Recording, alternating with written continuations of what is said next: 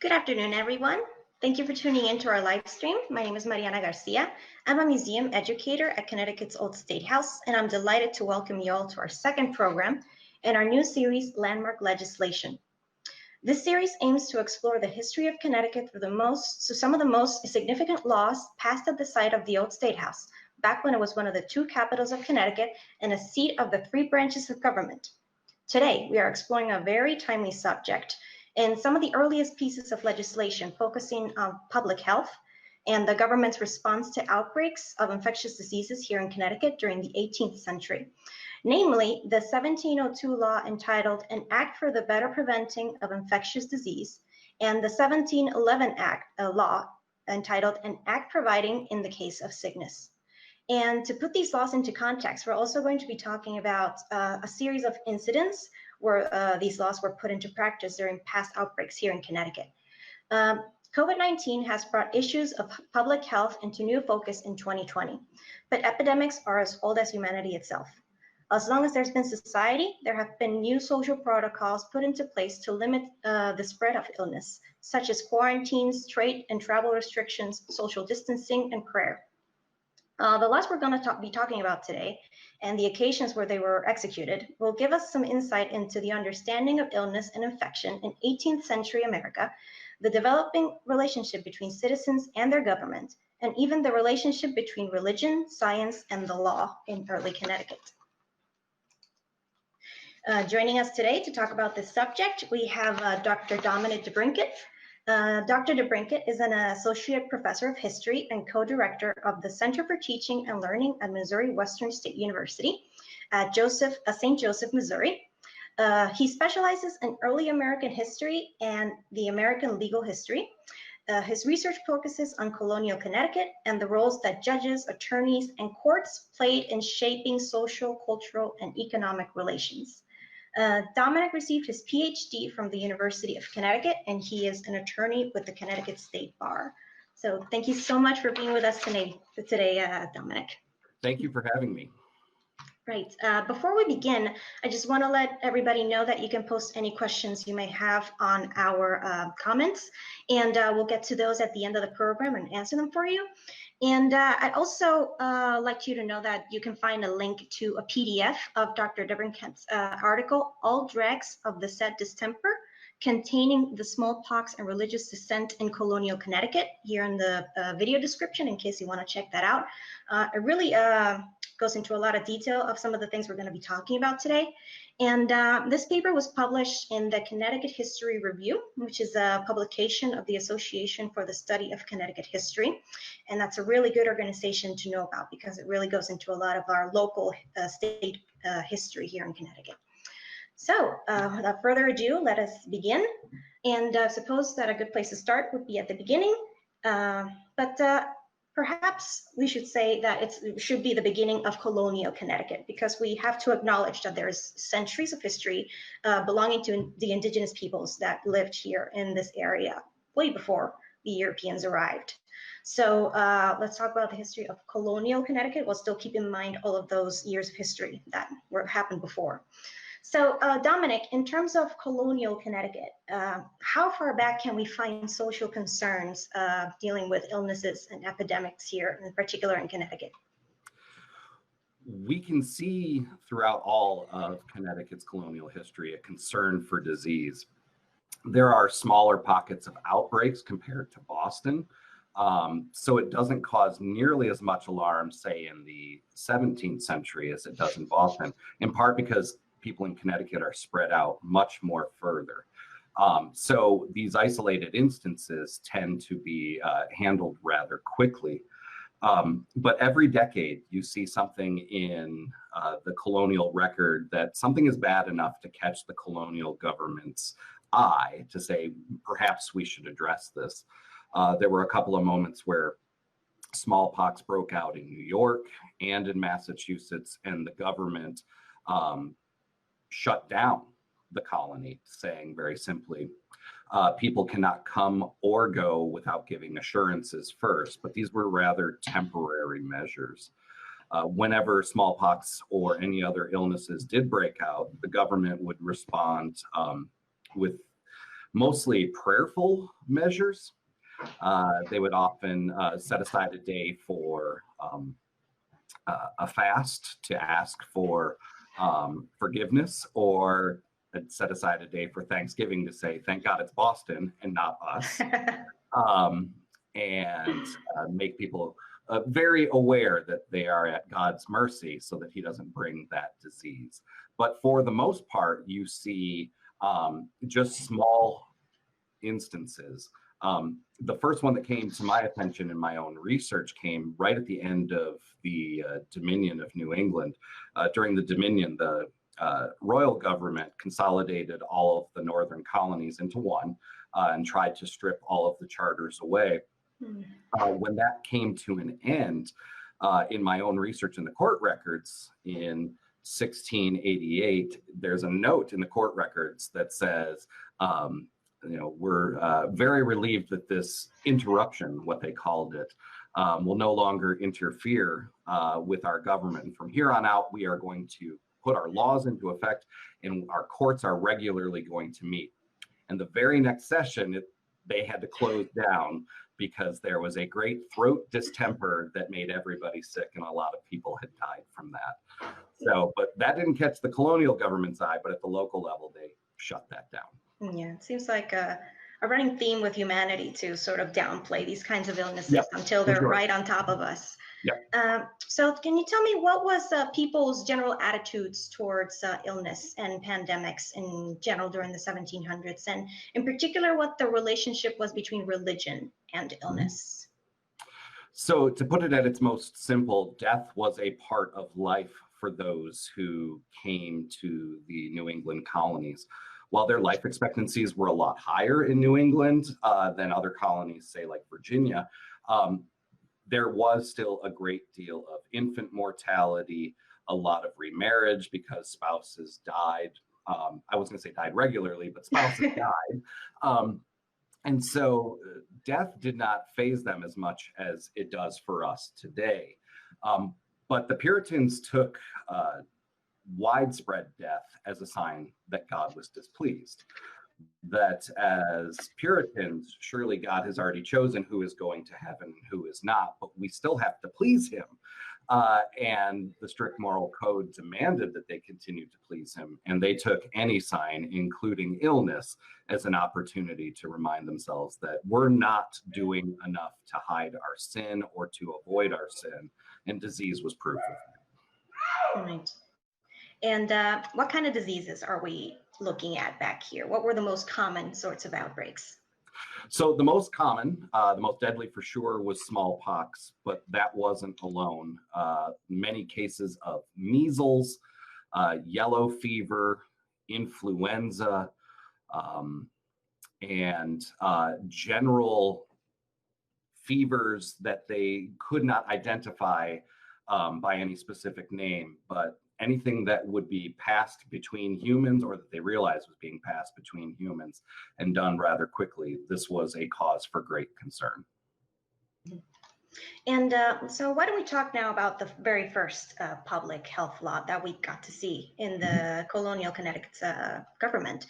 This was in 1702, and it was an act entitled An Act for the Better Preventing of Infectious Diseases.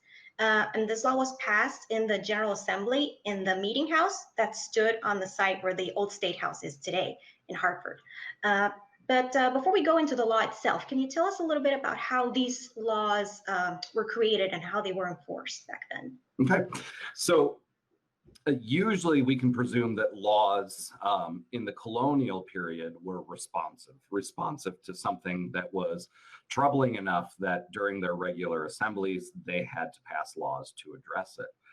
This 1702 law is directly responsive to a smallpox outbreak in Boston. It was to that date was the most catastrophic. So when you read this law, you can see this is really drafted to address merchants coming and going out of close ports, in particular Boston. And so this was designed to prevent whatever was going on in that concentrated town from coming to the slowly growing port towns here in Connecticut. Right, and let's go into the law then. What does this law entail exactly? Now, yeah, you can make me small there. Thank you. So the 1702 law was a measure by the colonial government itself to address merchants coming and going out of Connecticut. The concern was that this is now a form of great communication, whether it be for goods, people, and now diseases. So the ship the law identified a way to prevent ships that were coming from disease-infested areas from coming in. For those ships that were coming, say, with smallpox or had been exposed to smallpox or had smallpox aboard, they were forced to anchor about a half mile off the coast. Any captain or crew members that came off that were identified as being sick could be ordered back on. It gave authority mostly to the colonial government, so think the governor and his assistants, to initiate proceedings. The JP, or the Justices of the Peace, at the county level could initiate proceedings, but only if the governor or the assistants were not available. And since assistants usually lived in harbor towns like New London and New Haven, this is mostly going to be directed from the colonial level. At the local level, once the crisis was identified, local officials, in particular justices of the peace, could commandeer houses. Whether this house was going to be used to isolate the sick or be used as a headquarters to address sickness, the law isn't very clear. But any master who violated the statute without properly reporting or releasing himself, his crew, his cargo, could be subject to a fairly steep fine of 20 pounds. So this was a colonial-driven and colonial-operated statute that carried a pretty heavy fine, but that's very reflective of their desire to respond heavily to prevent illness from coming into the colony. We've had a lot of, let me come back.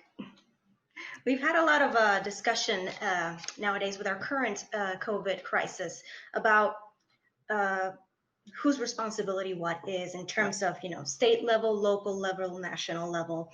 So what does this law tell us about how was that determined? How far did the authority of the governor, for example, stretch in relationship to the selectmen of specific towns where there were outbreaks?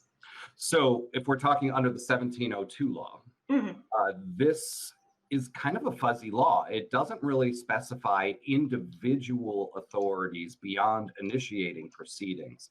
And so the presumption is that the governor, as an elected official, and his assistants as elected officials would be best able to handle this matter and centralize the policies and procedures to clamp down on disease. But it doesn't really lay out exactly what the governor could do other than essentially send a signal that smallpox is there, and captains coming into the colony were going to be on alert that they had to respond to it. But it doesn't really clarify what locals can do and what state officials can do other than the initial procedures. Right. But in 1711, the General Assembly passed another law, this one entitled An Act Providing in the Case of Sickness. And was this one more specific on who got to do what in the case of outbreaks? So one of the things that I'm interpreting with this law is that it clearly shifts from the responsibility of action from the colonial government, the governor and the assistants, and shifts it to the selectmen and the justices of the peace at the local level. After 1711, people do not have to wait for the governor to respond. The governor could be as far away as Hartford. If smallpox arrived in New London, that would create a couple of days distance before anybody could react. So this law shifts authority to the selectmen in the elected towns, and if they aren't available, the justices of the peace at the county level could do so as well.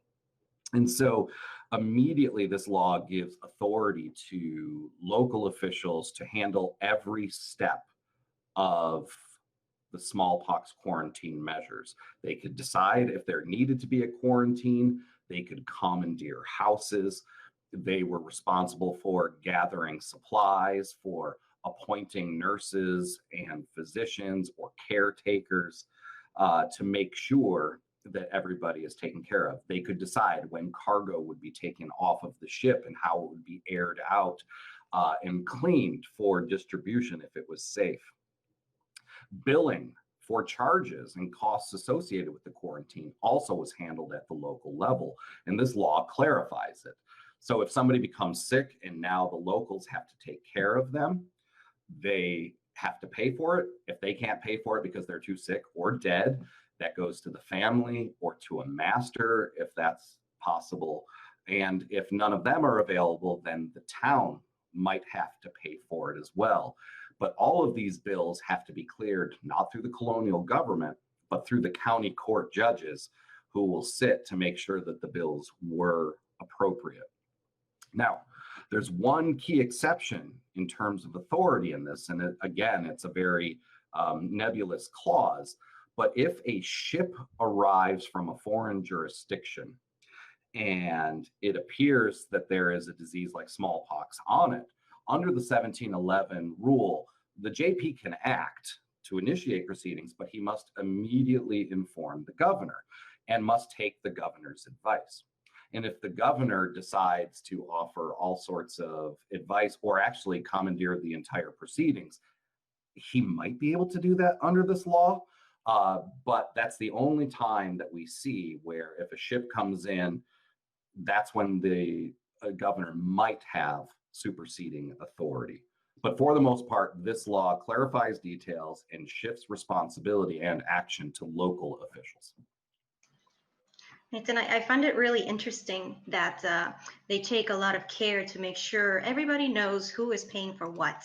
Yes. That's also very similar to our current situation. Oh, very much. Yeah, so in the 1702 law, there is no clarification of who's going to pay for it. So if the government shuts things down, or if the government seizes a ship and its cargo or burns everything that's on there, who's going to pay the merchant for that? And I'm sure merchants had a lot to say about, why don't we refine how we're going to get paid for your measures?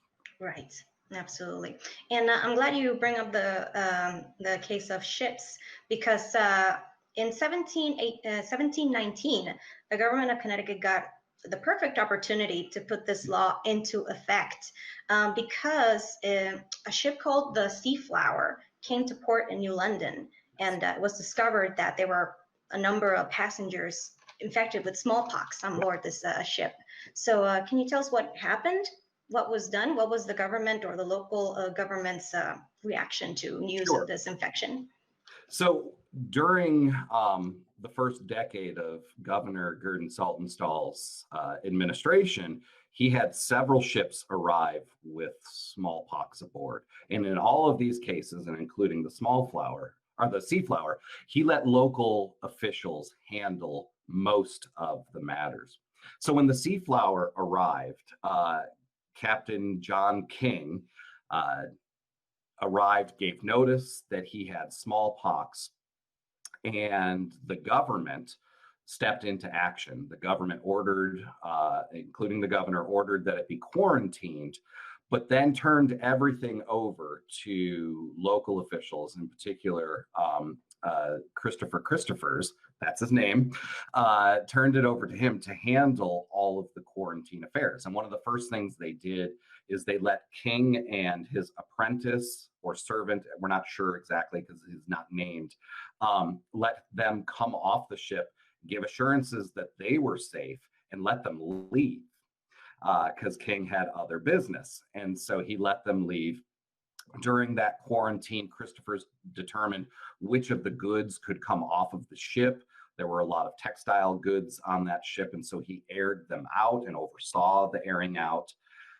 They sent in a local named John Arnold, who presumably had suffered from smallpox when he was younger. And one of the beauties, if there's a beauty to smallpox, is once you get it, you're not supposed to be able to get it again. And so he went onto the ship to determine how sick people were and determined that 4 people on the ship were sick. Everybody else was let go after about 14 days, but the other 4 had to wait until smallpox ran its cycle. And once everybody was cleared from the illness, with the exception of one person who died, once everybody was all cleared, the governor invited all of the crew to stay in town and offered to have New London, the town of New London, host the ship for repairs to set sail again.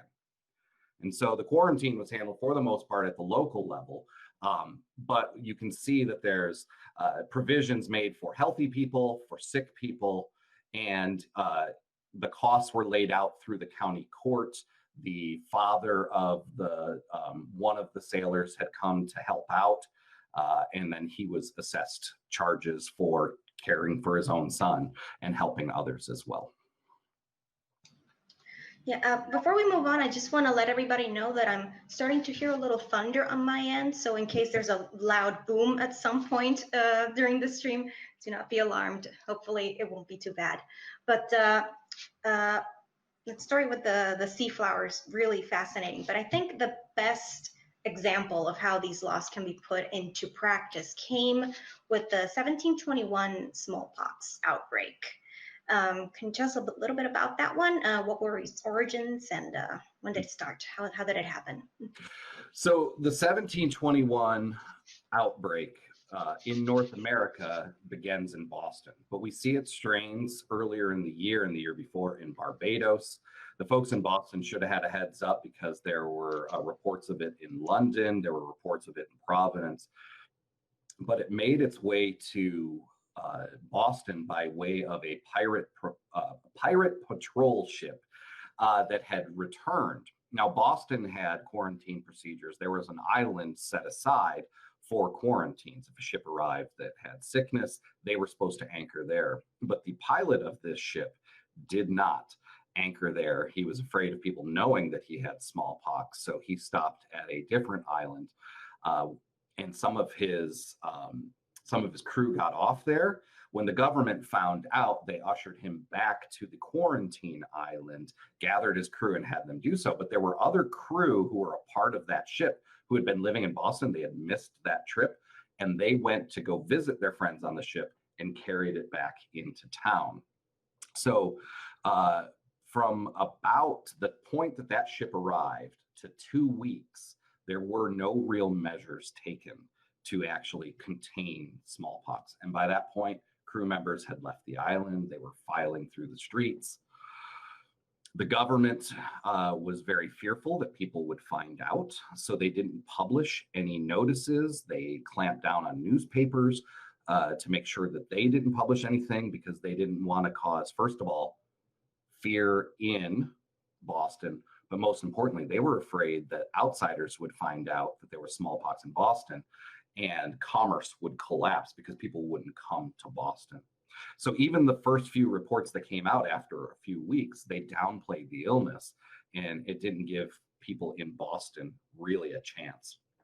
Within a month, it had coursed through the town. For about the top 10% wealthiest people ran out of town, and the folks that remained, the 10,000 that remained, basically the town had to give up measures of trying to quarantine and contain the illness because it was already running so rampantly. So this was now the most devastating smallpox outbreak that Boston will suffer, and it will kill roughly 25% of the population. This is starting to sound also familiar. Yeah. The way these things start is always the same, it seems. Yep. But so that while that's going on in Boston, what was the people of Connecticut and the government of Connecticut's reaction to news of this entire crisis happening in Boston? So Connecticut's a little worried because trade from Boston to New London, Boston to New Haven, and then using those two ports as way stations to New York City. This was a grave concern that it was going to come to the colony. A couple of merchants did come from Boston and find their way into Connecticut. At Wethersfield, there were a couple of people who were identified who had been exposed to smallpox. One of them was sick. Their reaction was at the immediate level, local officials quarantined their houses. In one of the houses where one of them was sick, they had him board up all of his windows, board up his doors, except for his back door, so that he could have some breeze coming through to keep clear air coming through. But the door that faced the road, absolutely not. They had to board that up. We add to it at Wethersfield, which had a fort at Wethersfield, which was a gateway to Hartford, where the colonial government often sat. They posted and built cannons, set up cannons and actually posted full-time guards there that any ships that were coming through Wethersfield had to stop and give reassurances. Now, there's one other funny thing about this. They didn't know it at the time, but they did have another visitor who had smallpox earlier in the year before they clearly had notice about the Boston outbreak. And so John King, the pilot from the Seaflower, had returned from a different ship. He came from Barbados, and once again, he had a bunch of sick sailors on his ship. It's probably the exact same strain that went from Barbados to Boston, but it actually came to New London, but they stopped him. They used the Anchorage Law of 1702 to say, oh, you're not coming in here. So King is a real downer in terms of his attractiveness to smallpox. He's a vector. Yeah, quite. Let me add one more thing. Governor Saltonstall was very nervous about the disease coming to Connecticut. So he issued an ordinance declaring a day of Thanksgiving. And this proclamation for Thanksgiving was to give thanks to God for thus far sparing the colony of smallpox. What he didn't know is on the very same day that he was issuing this proclamation, John Rogers was coming back and he was sick. Yeah, this John Rogers, we're going to be talking about him again really soon because he's becomes a really central figure in the spread of smallpox into Connecticut and really in the entire in the entire legal drama that created. But as of today in Connecticut, the residents of 29 states and Puerto Rico and the Virgin Islands are not allowed to cross into Connecticut without agreeing to self-quarantine for 14 days. If we're going to compare this past outbreak with what's happening today, how common was intercolonial travel during the 18th century, and how often were people coming and going? Besides ships, of course. Besides ships, so let's take ships out of this because we know that the two main ports, New London and New Haven, are bustling by this point. They're not as large as Boston, but they're bustling. The colony itself has about 30,000 people at the turn of the 18th century. So there's a lot of people to protect, but there's also a lot of people to feed and a lot of people to inform. And so beyond the transmission of goods by way of ship, we can't discount the very vibrant Boston Post Road, which had two main forks that ran through Connecticut. One that came through Hartford, which I think is the Middle Turnpike today, if I'm remembering the roads right. And then Route 1 today along the coast also followed the Boston Post Road. So the free flow of letters, information, and goods by overland travel was pretty common. It wasn't very difficult, a couple of days travel to go from Connecticut to Boston, where there was an even more vibrant merchant community. Travel was pretty regular. You can expect in every town there's going to be a store or a retailer or a tavern or an ordinary, something that's going to be opening its doors to travelers and asking for information to be either brought in or to be sent out. So it's not ships, not just ships. There was free passage. And even during the outbreak here, up until the very moment that he finds out that John Rogers has brought sickness back, there was free flow. He does shut down the colony briefly and does shut down overland trade and peddling. But before that, it was just as free as it was today.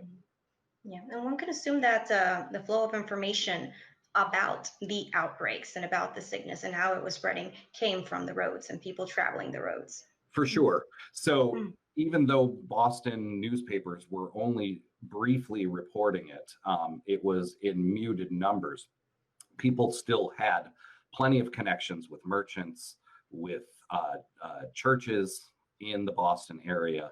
And even the people fleeing were writing letters to people throughout the entire New England region describing what was going on in Boston. So it wasn't going to be hard for anybody to find out that it could be coming to your colony. It was the worst kept secret. Yeah. So let's talk about John Rogers then, because his story is just fascinating. And what happened in New London in his home, it's just it's one of the best examples of how these early public health laws were put into effect and the government's reach when it came to containing diseases. So could you tell us who John Rogers was and what was he doing in Boston during an outbreak? So I'll give you the brief story of John Rogers. For those of you who have studied colonial Connecticut history, people love to focus on the Rogerines. They're a very peculiar religious dissenting group.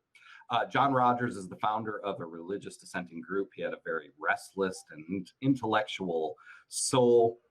He was not satisfied with the interpretations of scripture that the congregational churches were offering. And so as a merchant, he regularly traveled to Newport, where he met lots of people with diverse ideas. And he engaged in conversations with Anabaptists and Sabbatarians. And through these conversations and his own kind of personal conversion, decided nobody has the right faith system for him. So he developed his own, and he drew pieces from Congregationalism and Sabbatarianism and his own ideas and built a faith system. And so some of the highlights of the system that were very different is he believed that no day should be set aside in particular for prayer or Sabbath, that to dedicate one day was like idol worship, and you're not supposed to do that. Every day should be dedicated to peaceful prayer, that you don't need a meeting house or a church to worship in. Instead, silent prayer is the most important way to connect with God. Instead, we should not be worshiping churches and ministers. Instead, we should be worshiping God himself. He believed that the communion, Holy Communion, was wrong, that if you were going to do it, it had to be exactly like the Last Supper. It had to happen at night. You needed bread, you needed wine, and you needed lamb to represent Christ and his sacrifice. He believed in full body immersion for adults to be baptized, and he did those himself, which is not what he's supposed to do under a Puritan-led government. So he creates this following of Rogerines. He converts most of his family and a lot of his friends, and by their heyday between, say, 1700 and 1720, they are about 200 strong. And the way that they showed how wrong everybody else was is they used the courthouse and they used the meeting house to disrupt congregational Puritan governments, to remind them that they were closer to the devil than they were Christ, because John Rogers was right. Now, the last part of the question was, what was he doing in Boston? Part of the Rogerine mission was faith healing. He believed that through prayer, through ministry, that he could heal people. He had sat with the sick throughout much of his adult Rogerine life and believed that he was immune to smallpox. So he traveled by horse to Boston to check on some publications that he had ready for printing, but also to sit with the sick. And so he sat with many sick people. We don't know how many, or if anybody recovered because of his prayer. We have our beliefs. But instead of curing people, he actually caught the smallpox himself, traveled by horse, which is very important. He did not come back by ship. He traveled back by horse and returned to his family's isolated farm in New London, where his family and friends awaited his return and unfortunately awaited his illness. And what happened to Rogers and his family once the government found out, the local government found out that he had brought smallpox with him? So the smallpox that he brought back with him appears to have infected several members. The number's not clear because the government didn't identify exactly who was sick. We think that about 20 people were living on his farm, and we think that maybe 10 to 12 of them were sick. It turns out that 3 of them were gravely ill, including Rogers himself. He will be dead by smallpox, dead of smallpox by October of 1721. When the government finds out that he has brought sickness back, Gurdon Saltonstall snaps into action. As a little bit of a backstory, Saltonstall used to be the congregational minister of the First Society in New London, and he and Rogers did spiritual and political battle for several decades. They fought in the church, they fought in the streets, not physically, but debate-wise, and Saltonstall regularly arranged for Rogers to be arrested, to be jailed. He tried to get him shipped off to Hartford on grounds of madness because he was baptizing people against his orders. So when Saltonstall moved from minister to governor of the colonial Connecticut, he used his platform to essentially antagonize the Rogerines, and in particular John Rogers. So instead of relying on local officials, Gurdon Saltonstall relocates the colonial government to New London to oversee the quarantine himself. And he sits there for 6 months for the duration of the smallpox breakout, and micromanages this quarantine. One of the first things he does is he locks the farm down. And this is kind of important. It was fairly isolated. It was along the Thames River. It was remote from anybody who lived near him. I think his closest friend was about a half mile away, but there was a road that went through their farm that went from New London up to Norwich, which was a main artery into the hinterland. And so they closed off the entire farm. Any people who were going to come and go were not allowed to go in without the governor's permission. All communications, whether it be letters, food, supplies, had to go through the governor or his assistant. He did not make any provisions for the folks who were healthy. He didn't make any provisions quickly for those who recovered. He forced them to bury anybody who died on their grounds to be buried on their grounds. They could not use the town cemetery. And perhaps the most draconic of all of the measures is he immediately ordered all of their dogs to be put down. This is a novel measure. We have no record anywhere else in the colonial government up to this point where they thought of dogs as vectors for the disease. Dogs are not, we do know now that dogs are not vectors for the disease. But in an era where cleanliness explained illness, perhaps they thought that dogs were indeed vectors. But there's no other instance that we can find at the colonial level of the governor micromanaging this much, especially to the point of dictating where people can get buried and whether or not their dogs would live. So you mentioned that the quarantine lasted for 6 months. Is that right? Well, the government stayed there for 6 months. The quarantine itself was 4 months. And how did they decide to lift it? And how could they determine that it was safe? So one of the measures that he took was to quickly find somebody who could nurse them to health, or at least care for their illnesses while they were there. Once again, John Arnold was called upon to go in, but he found 3 other people to help. And for the first 4 months, they lived on or near the compound to oversee. And so the first measure that we see the quarantine coming to an end is that the governor allows the nurses to leave. He doesn't allow any of the Rogerines to leave, but he lets the nurses leave.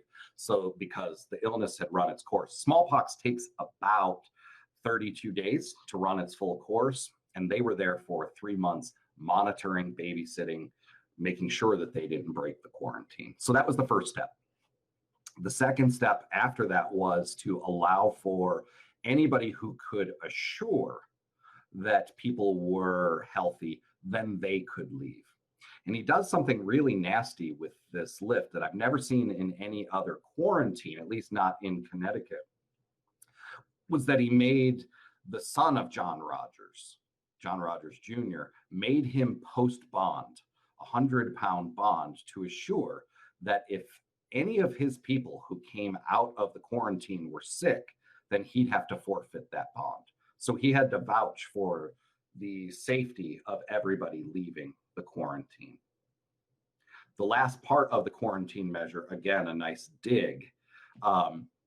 Here you have John Rogers Jr., who survived this quarantine, lost his father, the founder of the Rogerines, lost his wife, and lost his 21-year-old son.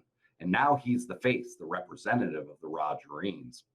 And when Saltonstall permitted Rogers, the last of the folks in the quarantine, to leave, he made John Rogers Jr. promise that although everybody's going to be let go, he had to promise that everybody was safe and that their people would not scare anybody. And if they did scare other people, then they had to go back into quarantine. And so I've never seen this where the governor is giving everybody permission to say, these folks are pariahs and we don't want to be around them. You should quarantine them more because they scare us. And so the governor placed this very odd restriction on John Rogers Jr. based on that. And is the scaring part because of maybe the scars from smallpox or just there being Rogerines? I think it's both, right? Because so it's basically there was something really bad about a Rogerine smallpox. Regular smallpox, Saltonstall felt bad about. Local officials would take care of them, but these guys are terrible. And it's a reflection of kind of the disruption that they brought to his haven, his religious haven, that through illness or through religious disruption, they were a problem. Yeah, and the 1711 Act in the case of sickness, it clearly gives principal authority to local governments. Yeah. With, in case it's necessary, the governor can step in. Yeah. But do you think that what happened in New London was Saltonstall overstepping his authority, or would you consider that an abuse of power? How do you regard that? Well, he's the governor, so it can't be an abuse of power. He is the power. And so what we see in Colonial Connecticut is a little bit of wiggle room that the governor thought he had. That if he's going to truly protect his colony, he needs to centralize measures. But it clearly oversteps prescriptive law. It clearly does. The prescriptive law says the governor can only intervene if it involves a ship coming in. And it wasn't a ship. It was his enemy on a horse. And so this did not trigger that omnibus clause where he could step in and use his authority. But from Saltonstall's perspective, it didn't matter. He needed to protect his colony. Look what happened up in Boston when nobody took action. When they deferred, many people died. And so we can call it abuse, we can call it overstepping, but it does work to contain it. Now, it might be because it was containable already. I mean, it might be because the Rogerines were isolated, that the viral load, even though they're not using words like that, that the viral load was low enough that it wasn't going to spread throughout the colony. But he can honestly say when it's done, look what I did. Regardless of the law, I kept everybody safe, except for the Rogerines. Right. He was just doing his job, right? Yep. And this incident in New London, what do you think it can tell us about the development of colonial Connecticut's government and its relationship with its citizens? Yeah. So one of the things that I find in a lot of my in a lot of my research and writing about colonial Connecticut law is that it's essentially much more flexible than written law would ever allow. That law needs to bend to local realities. So I spend a lot of time focusing on county courts. My research looks at the ways in which judges issue rulings. And many of these rulings have no reflection of precedent. There's no such thing as an English common law dictating the way people operate in Connecticut. I very rarely see references to statutes in the court records themselves. While it's very clear that the judges are guiding themselves in their sentences, they are responding in a way that simply says, look, when this case is over, I'm going to take this robe off and I'm your neighbor, I'm a merchant, we are going to have to work together. And so it's something that I call local realism, that the law has to reflect really what's going on for the time. And so if Saltonstall, who seems to be abusing the written law, steps in and says, the law does not address the reality of what could happen with a real smallpox epidemic, that here clearly he's doing some local realism on a larger level, which is to simply say, I'm going to make sure that the law is carried out as best as possible and to make sure that the quarantine is effective and that the only people who are sick are those who are currently sick and that it doesn't spread. Now, what's going on in the rest of the state or the colonies, say like in Wethersfield, who knows? Because he's not paying attention to that. He is so hyper-focused on New London as his former congregation and with his nemesis falling ill gravely to the disease. That's just amazing to me. And can I ask you how you learned about this incident and the rivalry between Saltonstall and Rogers and this whole incident? What did you find fascinating about it? So the rivalry is pretty well documented. Anybody who's ever studied either Saltonstall or the Rogerines know that this is an absolute slugfest between the two of them. Now, not a lot of people have written extensively about them. There's two really good dissertations on the Rogerines. One of them downplays the relationship between Saltonstall and John Rogers and focuses mostly on the religion. The other one focuses kind of the social ramifications, the ways in which the Rogerines shaped social relations. Not enough has been officially published or done on the Saltonstall-Rogers fight, but it's fairly well documented. The smallpox part of it, I did not know until a couple of years ago. I was doing research on the chief judges of the New London County Court. And part of the research was looking through the colonial record. And I was actually looking at the public service, things that Christopher Christopher's father, what Richard Christopher's had done for the colony. And as I'm going through the record, I realized this case appears and will not go away for 6 months. It is the only thing the government is working on is this smallpox case. And so I thought, this is a pretty self-contained project that I think needs to come to light. And it was an absolute delight. I never thought as a legal historian, I would be reading books on the history of pets and dogs, learning about Boston newspapers and learning about, the differences between Congregationalism, Sabbatarianism, and then, of course, Rogerianism. It was an absolute delight just to burn through the records on these. Yeah, because really when you talk about law, you're talking about pretty much every aspect of human life and society, aren't you? You are justifying my career choice. Thank you very much. Not a problem. But of course, the outbreak of the smallpox outbreaks of 1721 was not the last outbreak that we saw in New England or Connecticut. By far, there were so many, way too many to talk about, all in just 1 hour. But if you would allow me, I would like to just go over a couple of the most memorable ones, at least, that's affected specifically Connecticut, if you don't mind. So one of the big ones that you also mentioned a little while ago is the Great Throat Distemper of 1735. This is one of the most far-reaching epidemics ever experienced in New England. Some researchers believe that the majority of the population must have been infected to some degree. Today we know it as diphtheria, which is caused by a bacteria that affects the throat and the lungs.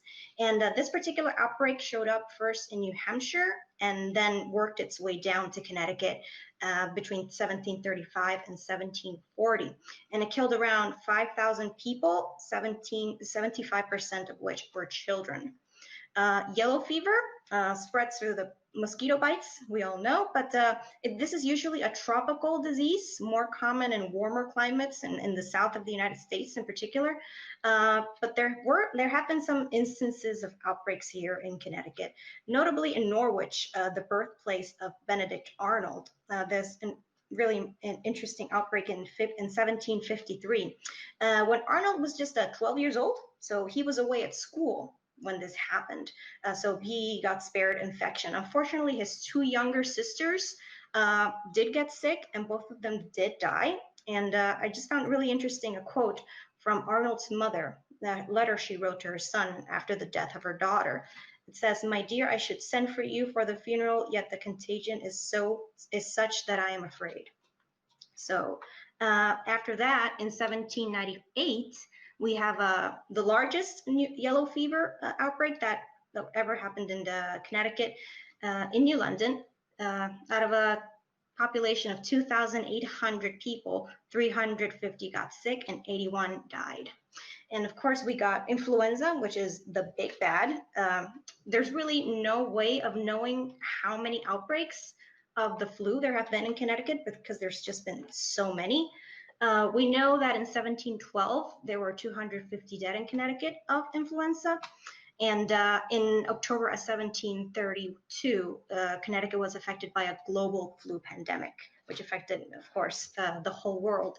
And of course, we're talking about the 18th century, but I would be remiss without mentioning the Spanish flu epidemic of 1917. And just talking a little bit about those to give us a little bit of context. But there's really no stopping events like this. The outbreaks are going to keep happening for the rest of human existence, I think. And as globalization accelerates, they became more and more common, of course. And but this was coupled with advancements in general hygiene and medicine, and eventually inoculation. But the law concerning public health in Connecticut also continued to evolve with as time passed. And before we end, I would like to talk a little bit about some of these new laws that happened after. These are all acts in addition to an alteration of an act entitled an act providing in the case of sickness, which is the law that we were just talking about earlier, that the one that took over the 1721 outbreak. In 1759, this law was changed, and this time it gives selectmen the authority to make any rules that they deem necessary to prevent the spread of disease within the limits of their town. And it's also really interesting that it requires travelers to swear an oath saying that they have not been knowingly been in contact with sickness, or they have been in places where sickness was known to exist.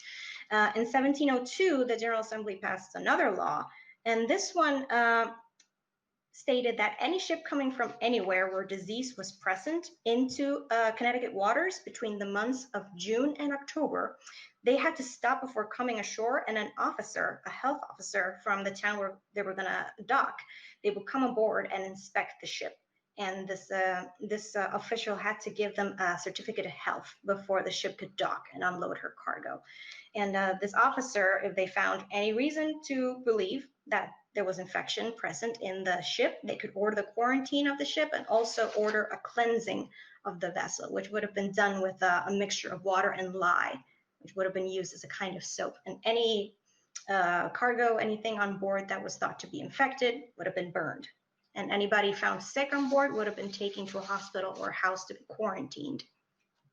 And finally, in 1805, we have another law, which really interesting. It establishes boards of health in towns, and it gives authority to these boards of health to investigate and access any suspected sources of disease, this being things like slaughterhouses, sewers, ships, water supplies, and things like that. And it gave them the authority to remove these things from the town if they believe it was causing disease.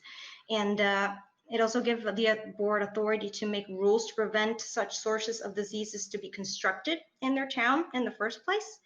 And most interesting, it required local doctors from each town to report any case of infection that they encountered during their practice of medicine. So they had to say if someone had smallpox and they were treating them in the town.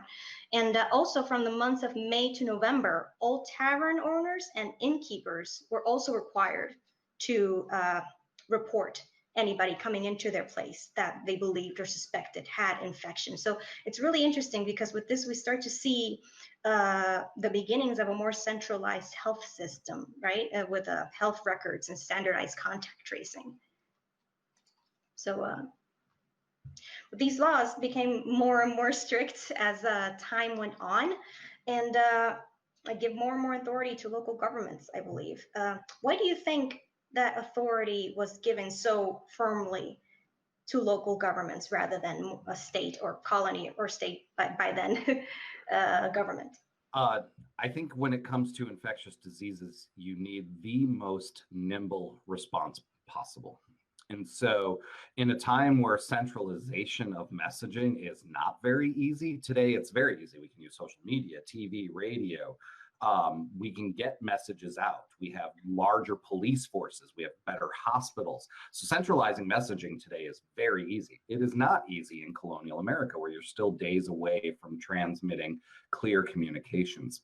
And so you need a nimble, fast response, and it needs to be done by people that you trust. And so local officials are often selected from their own people. And so if you are going to trust somebody to be your justice of the peace, if you're going to trust somebody to be your selectman, then you're going to trust them to make health measures that will directly affect you in a way that helps you best. And so every town has their own priority. So harbor towns are going to have their own priorities. So New Haven, New London, Norwich, these towns are going to need measures that respond to the peculiarities of ships coming in and out. But if you're up in Pomfret, you're not going to need the same type of response. You're going to need to cover overland travel for the most part, and maybe prohibit people from Massachusetts from coming in, or Rhode Island from coming in. So local control is the best for 17th, 18th, 19th century responses, not necessarily when you have resources at, say, the national level with the ability to fund and communicate more broadly in the 20th and 21st century. So we're running a little bit short on time, but I did want to go to our questions. Yeah, absolutely. We got a couple of questions here from Rob Keith. Do you see much intercolonial coordination and cooperation among the governors for combating and containing diseases and epidemics? Excellent. So my dear friend, Rob Haberman, we don't see it, at least not in my research or in the 17th and 18th century. There's a lot of finger pointing. Boston is not going to trust others to care for them, but they're also ignoring what other towns like Providence and a small town like London are actually doing. So in Connecticut, you don't see a lot of intercolonial communication or coordination. Instead, you see a lot of shutting down. The gut reaction for when Rogers arrives and Saltonstall finds out is he shuts down all ships. No ships are allowed in. He then says, nobody can peddle. You can't go from town to town selling goods if you're coming from another colony. And so it's actually, Rob, the opposite. You don't see intercommunication and interworking. You see walls being set up. Right. And again, things keep coming back over and over in history. Yeah. How did Connecticut's legal response to smallpox compare to reactions in other colonies? And did Puritan colonies differ from middle colonies or southern colonies? Don, you always ask me very good questions. You always had me thinking beyond my research. I really love this. I don't have a great answer for the middle colonies, but what I do have is about Connecticut's legal system believe it or not, seems much more open than Rhode Island and Massachusetts. We don't see Massachusetts actively work to stifle conversations about this to make sure that it was kept quiet. Now, Connecticut had the luxury of not having a vibrant newspaper scene until the 1750s. So they didn't have to contend with a lot of rogue printers like Timothy Green coming out and telling everybody. But the governor's not disguising any of this. He's issuing open proclamations to make sure that it doesn't get worse than this.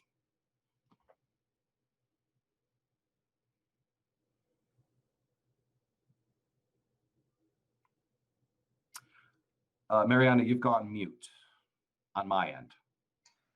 Oh, my apologies. That's okay. I have another question from Rod Keith Haberman. When did the worst outbreak of infectious disease occur in 18th century Connecticut? Well, Rob, as I just learned, the throat distemper of 1735 seems to be the worst that we've seen. In 1752, there was a really bad double whammy coming from New York and the West Indies that hit New London. They got hit with smallpox, and it was a brief outbreak, but it was compounded by a dysentery outbreak that was pretty catastrophic. It killed something like 38 children in a month. It took their minister at the first congregation. So that's the one that's shown up in my research, but even the throat distemper seems to be a lot worse. And one final question from Edgardo. What was the level of involvement of the British Crown with the colonies during these events? Yeah, so the level of involvement differs from colony to colony. Connecticut had a very hands-off or a very distant relationship with Great Britain. One of the things that is very different about the British colonial legal system that, say, New Spain didn't have, or that New Spain had. New Spain had a very streamlined legal system where you could take a case from your local court all the way up to the Crown. There was a procedural path for that. And in the British colonies, there was sort of a path for that, where if you were dissatisfied with your case, you could appeal it to the Superior Court, then to the Old State House. And then if you were really aggrieved, you could take it to the Privy Council or the Board of Trade. And in Connecticut, that rarely happens. It happens all the time, very regularly in Rhode Island, but there is a very distant relationship. There's a keen, how do I say this? It's kind of an arrogance that Connecticut enjoys to say, we are much more independent than the other colonies. Unlike Massachusetts and Rhode Island and other colonies, I should say, there was never a royally appointed governor in Connecticut. Connecticut stood very pleased with the fact that its own people elected its governor, so that when the revolution happened, right, Trumbull, the patriot governor, was not answerable to the crown.